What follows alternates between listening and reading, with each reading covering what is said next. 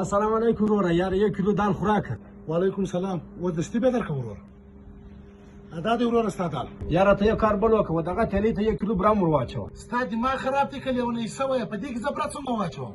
تی ور واچوه یاره، زموږ کور ډېر غټ دی، هغه یې زله جلا کوی سي یاره. صحیح ده ورور. ادا دې ورور روان چول. یاره یو کار لا وکړه، په دغه تیلي ته 1/2 کیلو پاڼې مر واچوه شنې. یاره ته خو لږ شاټ یې یاره. ستا دماغ خراب دی. په دالو په بره باندې چا پاڼې ګډې کړي دي که ته ګډه؟ یاره تو یې ور واچوه یاره، و تا ته څه فرق درکړي یاره، زموږ کور غټ دی، موږ یې جلا کوی سو. پر ما څه دي ورور، زه خو به ور واچوم، جلا کېدل ښه کار دی.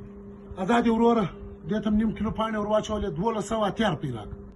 1200 اتیار پیسې په خاطه کې ولیکه یاره. ته شاټ یې که چیش دی؟ د باندې نه دي لیکلي چې دلته پور بند دی، بیا هم ته را روان یې خاطه دې ځي. پیسې راکړه نغدې.